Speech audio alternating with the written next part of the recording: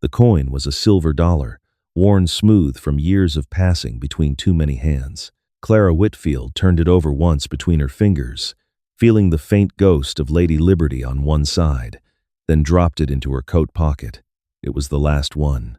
She had counted the others out 2 days ago in a rooming house in Bozeman, $5.30 to settle what she owed for the room, and nothing left after. Nothing but the coat on her back, a satchel of books and paper, and a pair of leather boots that had developed a slow, treacherous split along the left sole, letting in the cold of the Montana morning with every step. She was 23 years old, and she had already buried a father, a school, and a future. The school had been her father's idea, and then her own passion, a small private academy in Bozeman, where the daughters of merchants and ranchers came to learn reading, arithmetic, and the rudiments of French. Her father, Edmund Whitfield, had built it up over 12 years with the careful patience of a man who believed deeply in the power of a well-trained mind. When he died of pneumonia the previous January, Clara had tried to keep it running on borrowed money and sheer determination. She had lasted 8 months. The creditors had come on a Wednesday, polite and implacable, and by Friday the building was padlocked and the debt was hers. Now she was walking north on a rutted wagon road that cut through the open grassland of the upper Yellowstone Valley, heading toward no particular destination, only away from the town where everyone knew her name and the shape of her failure. The September sky was enormous and pale, the kind of blue that had no warmth in it. The cottonwoods along the creek bottom had begun to turn, their leaves a yellow so bright it seemed almost aggressive against the brown hills. Clara's breath made small clouds in the air.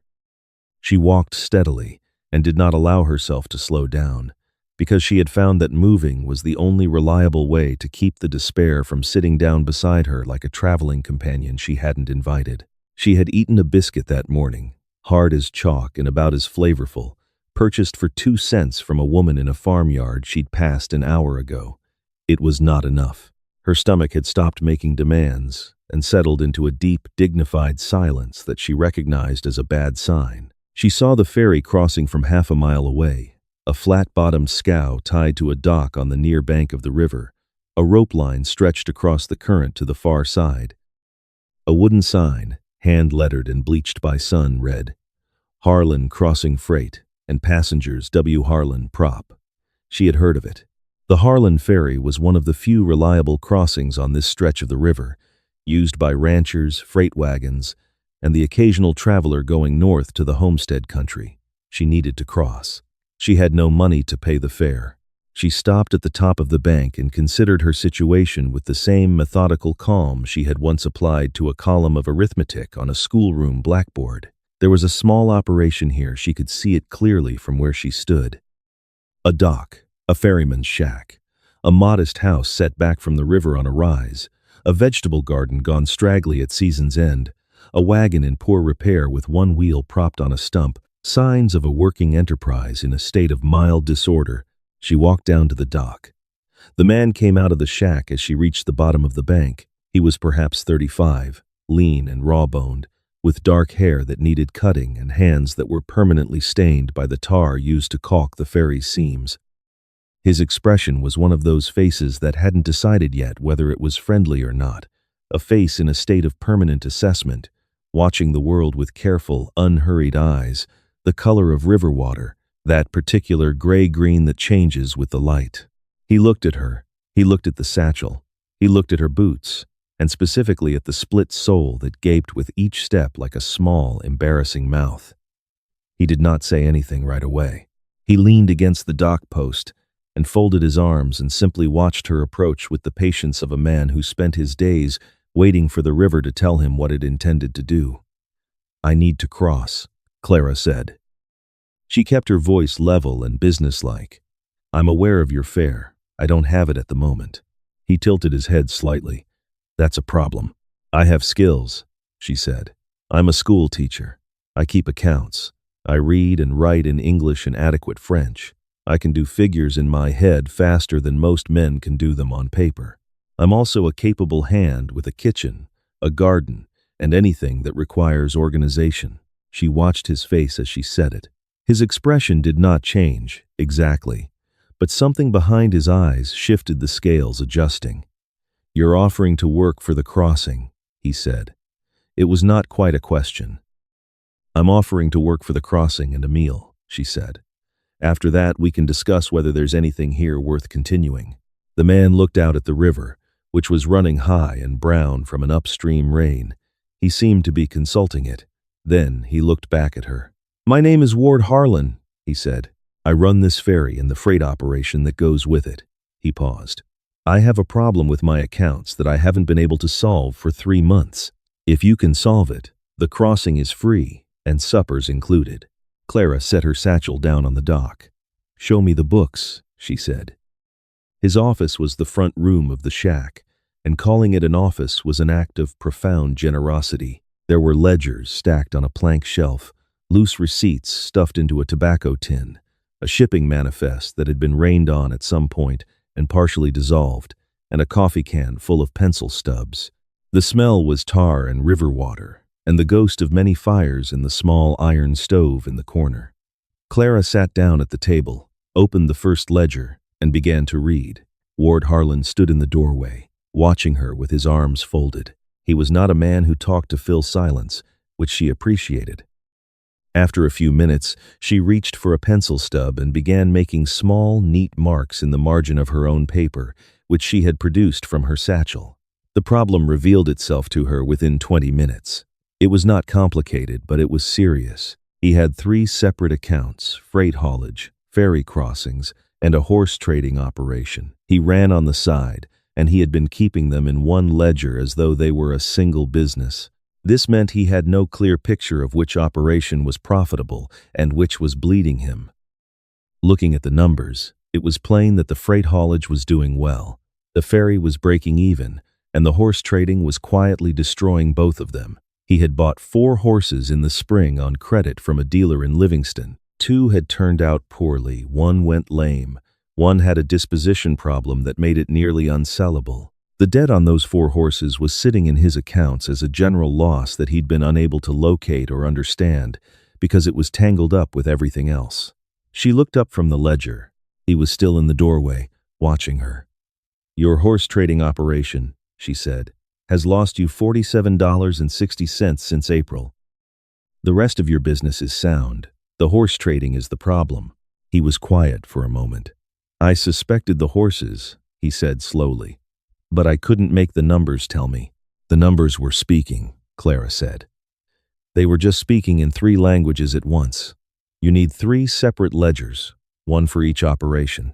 Then you can hear each one clearly." He was silent for a longer moment. "How long would that take to set up properly?" 3 days to untangle what you have and re-enter it correctly. After that, an hour a week to maintain." Ward Harlan pushed off the doorframe and came into the room. He sat down across the table from her, those river-colored eyes studying her with the same calm attention he'd given the ledger problem. He was not a man who rushed to decisions. She could tell that about him already, a man who let things settle before he acted on them. It was a quality she found both reassuring and, she suspected, occasionally maddening. "Where were you headed?" he asked. "North," she said. "I don't have a specific destination. No family? None that would be useful." He nodded at that, as though it were a perfectly reasonable answer, which she supposed it was. The supper she cooked that evening in his kitchen, which was in the main house up the rise, and which was a study in a bachelor's benign neglect, was a simple pot of salt pork and dried beans with a pan of cornbread from a sack of meal she found on the shelf. It was ordinary food, but she cooked it with the attention she gave to everything, seasoning it carefully, getting the cornbread to a proper golden crust, keeping the beans from going to mush. Ward Harlan ate with the focused quiet of a man who had been feeding himself badly for a long time and had almost forgotten what properly cooked food tasted like. He cleaned his bowl. He took a second piece of cornbread and ate it without comment, but the very fact of reaching for it said more than words. When they were done, he poured coffee from a pot that had been on the stove since what appeared to be early morning, given its color, and sat back in his chair. "I'd like to propose an arrangement," he said. "I'm listening," Clara said. 3 weeks. You fix the accounts. I'll provide room and board and pay you 50 cents a day on top of it. After 3 weeks, if you want to move on, I'll take you across the river myself and give you $5 toward wherever you're going." Clara thought about the silver dollar in her pocket and the split in her boot and the pale, enormous sky she'd been walking under for 3 days. She thought about the ledgers in the shack and the very clear, solvable problem inside them. She thought about the horse trading operation, hemorrhaging quiet money while the ferryman stood in his doorway, unable to name what was wrong. "Agreed," she said. "But I'll need a new ledger book. 3 of them, actually. And proper pencils." The ghost of something it was too contained to be called a smile, but it was in the same neighborhood crossed his face. "I'll send to Livingston on the next freight wagon," he said. She was given the small room at the back of the house, which had a decent bed and a window that looked out at the river. The sound of the water was constant and strangely comforting, like a voice that wasn't saying anything in particular but was steadily, reliably present. In the mornings, she worked the accounts. In the afternoons, she took over the running of the household, not because it was asked of her, but because the state of it was an affront to her sense of order that she could not ignore. She organized the kitchen shelves. She repaired the vegetable garden, pulling the dead stalks and turning the soil for the late-season root crops that still had time. She found a broken chair in the back room and fixed it with a piece of rawhide and a nail. The ferry ran on its own rhythms, and Ward Harlan ran with it up before dawn, sometimes not back until after dark, a man whose life was governed by the river's moods and the needs of whatever wagon or rider wanted to cross. He was often gone for hours. When he returned, he was quiet and tired in the way of men who do physical work, a good tired, a used-up tired that sat peacefully. He was, she discovered, not actually a man of few words. He was a man of precise words. He simply didn't use any he didn't need. When he spoke, it was always to some purpose, always careful, always exactly what he meant. She found it oddly restful after years of managing parents and students and creditors who all wanted her to hear more than she needed to. On the 4th evening, he came in late from an emergency, crossing a rancher's wife needing to get to a doctor in Livingston, and found the kitchen warm and a plate waiting for him on the stove shelf, covered with a clean cloth. He stood in the doorway looking at it for a moment, then looked at Clara, who was sitting at the table recopying entries into the new ledger books that had arrived that afternoon from Livingston. "You didn't need to do that," he said.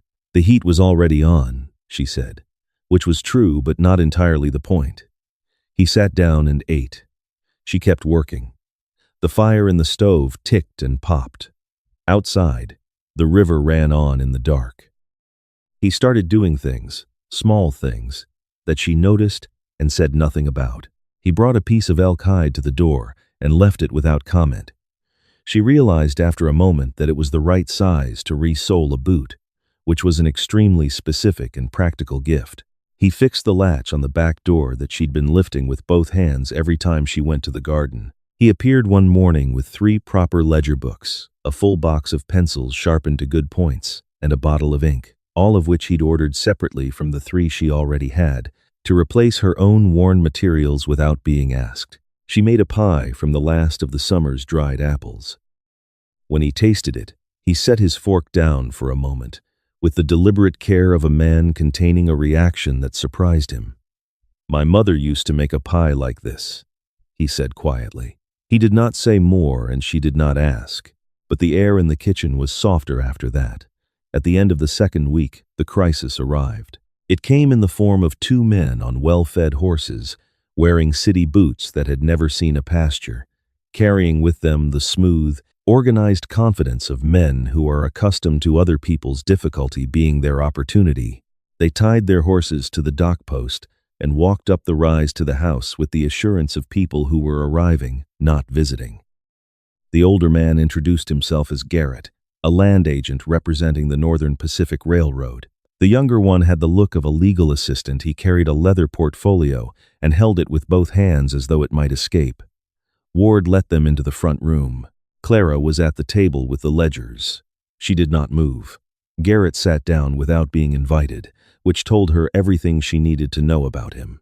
He had the manner of a man who considered the world to be already arranged for his convenience, with only minor details still to be settled. Mr. Harlan, Garrett said, spreading his hands on the table in a gesture of expansive openness that meant nothing of the sort. The railroad is coming through this valley. I expect you've heard. I've heard, Ward said. He remained standing. The route crosses the river approximately 400 yards upstream from your current ferry dock. Garrett smiled. The smile did not reach his eyes, which were doing very busy and careful work. Once the bridge is built, I think we can both agree that a ferry operation at this location becomes limited in its prospects. The bridge isn't built yet, Ward said. No, Garrett agreed pleasantly. It isn't. Which is why we're here now, before the value of this property changes to reflect that reality. The railroad is prepared to purchase the Harlan Crossing property land, ferry operation, equipment, and goodwill for a fair price, allowing you to relocate before the market moves against you. He named a figure. Clara, without looking up from the ledger, felt something sharpen in her mind the way it always did when numbers were used as weapons. Ward's jaw tightened. The figure Garrett had named was not fair. It was about 60% of what the operation was worth, and it was designed to sound generous to a man who didn't know his own numbers well enough to argue. 3 weeks ago, Ward Harlan hadn't known his numbers well enough to argue. Clara had spent 2 weeks making very sure that he did. But before Ward could speak, she looked up from the ledger. "Mr. Garrett," she said, her voice pleasant and unhurried. "Could I ask where the railroad bridge will cross, exactly?" Garrett glanced at her with the brief, dismissive attention he would have given a piece of furniture that had spoken. 400 yards upstream, as I said. On which bank does the bridge approach road come down? A small pause. The east bank. And the rail line runs east of the river from there, north to Billings? That's correct. Clara turned a page in the ledger.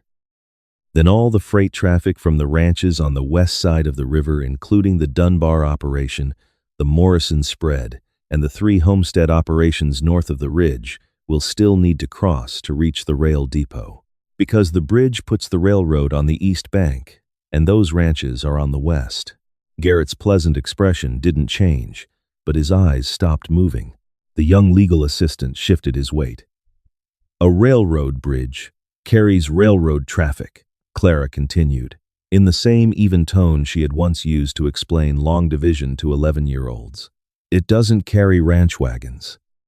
Those ranchers will still need a ferry to get their freight to the depot. They'll need it more, in fact, once the rail line opens and demand for shipping increases. She looked at the ledger, then looked directly at Garrett. "Mr. Harlan's ferry operation will not lose value when the railroad comes through. It will increase in value. The crossing becomes the link between the West Bank ranches and the railroad depot. Without it, those ranches can't access the line at all." There was a silence in the room. "That's a creative interpretation," Garrett said. His voice was still smooth, but something had gone out of it. "It's an arithmetic interpretation," Clara said.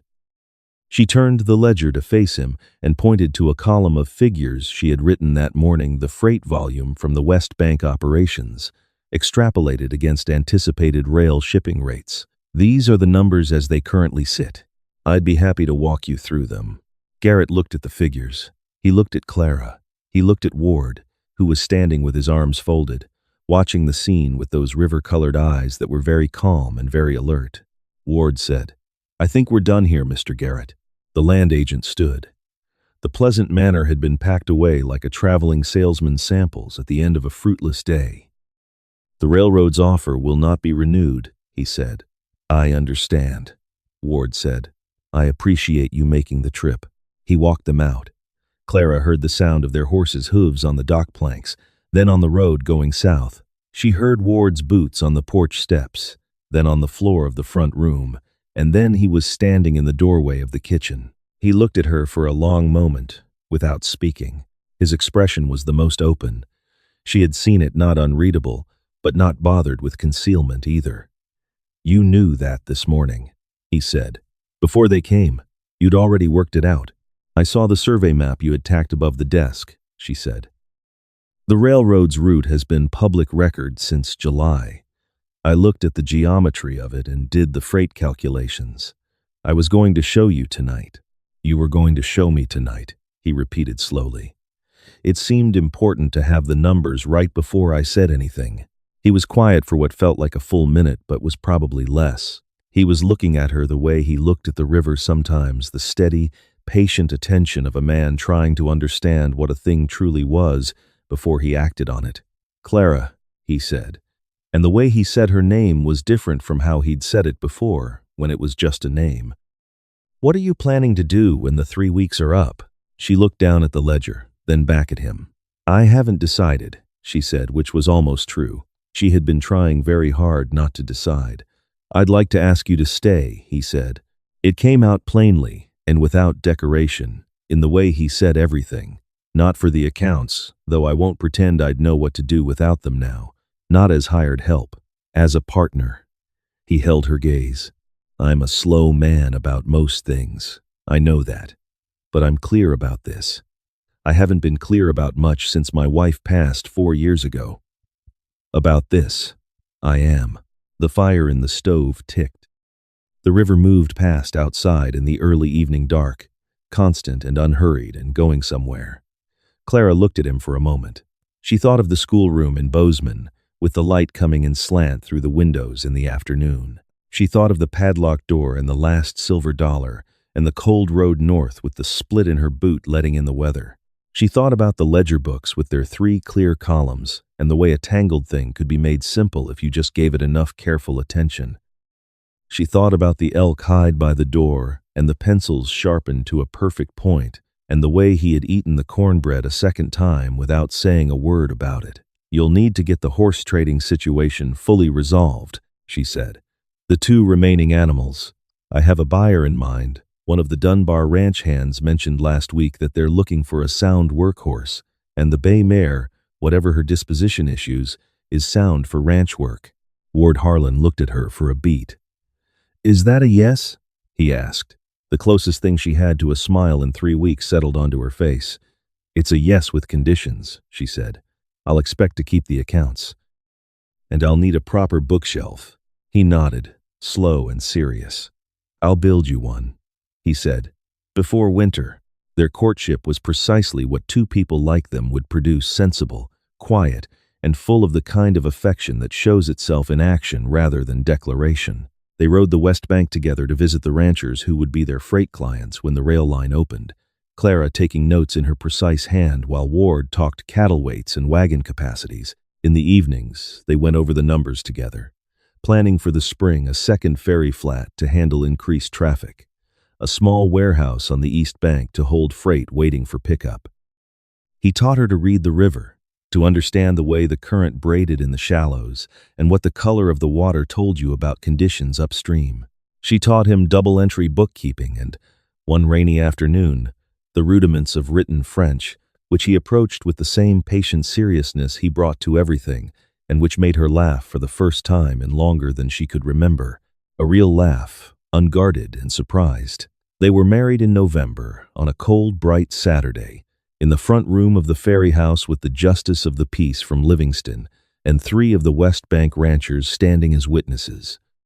Clara wore her good dress, the dark blue wool she'd packed at the bottom of her satchel in Bozeman and hadn't worn since, and Ward wore a clean shirt she had mended at the collar so it sat right, and the whole thing lasted 12 minutes and felt absolutely sufficient. That winter, the Harlan crossing operation ran with a precision it had never achieved before. Clara kept the books with the clean, careful attention of someone who understood that numbers were a language, and that a business that couldn't read its own language was a business talking to itself in the dark. By February, she had restructured the freight contracts to lock in the West Bank ranchers before the rail line's depot opened, guaranteeing the ferry's place in the supply chain before anyone else thought to compete for it. Ward built her a bookshelf. He built it from good pine, dovetailed at the corners in a way that was more careful than it needed to be for a simple shelf, and when she ran her hand along the top edge and found it smooth as finished wood could be, she understood that it was the most fluent thing he had ever said to her. 4 years after the morning she had walked down that bank with her split boot and her last silver dollar, the Harlan crossing operation ran 2 ferry flats and a freight warehouse, and had 17 regular contracts with ranches and homesteads along the upper Yellowstone. Ward managed the river and the loads. Clara managed the numbers and the contracts and the correspondence with the railroad depot in Billings, which had learned to address its freight invoices directly to Miss C. Harlan, and to expect them answered by return mail, correctly, on time, without exception. On an October evening, amber light on the river, Ward came in from a late run and found her at the kitchen table with the ledgers open and a cup of tea gone cold beside her hand. He poured himself coffee, sat across from her, and looked out at the river through the window for a while without saying anything. "Do you remember Garrett?" he asked. "The land agent." She did not look up from the column she was adding. "I remember him. Heard he's in Billings now, working for a mining concern." Ward turned his coffee cup in his hands. Apparently he made the same offer to the Dunbar family last spring. Tried to buy them out before the rail spur value came clear. Did they take it? They did not. A pause. Someone had explained to them how the freight geometry worked. Clara looked up then. He was watching her over his coffee cup with those river water eyes, and the expression in them was the one she had learned to translate over 4 years of study, the thing that was not quite a smile but lived in the same neighborhood. "I may have had a conversation with Margaret Dunbar in March," Clara said. Ward nodded slowly. He reached across the table and covered her hand with his large, tar-stained, capable hand that had never once in 4 years reached for anything in a hurry, but had never failed to reach. "A slow man," he said quietly, "is lucky to find a woman who thinks ahead." Outside, the river ran south through the amber evening, steady and purposeful, carrying with it the snowmelt from the mountains and the runoff from 1,000 small ranches and the ordinary accumulation of a valley's full life. The ferry was tied to the dock for the night, its rope line taut across the current. The books were balanced. The shelf was full. The fire was on. She turned her hand over beneath his and held on. Sometimes the most powerful thing you can do when everything falls apart is simply to keep walking and to bring your whole self with you. Clara didn't arrive at that ferry dock with money or connections or a plan. She arrived with clear eyes and a willingness to work, and that turned out to be enough to change 2 lives. What you know, what you notice, what you quietly do without being asked, these things matter more than most people realize. A small note for you: this story was created and fictionalized by AI, offered to you with the hope of a little entertainment, and, perhaps, one small thought worth carrying forward into your day.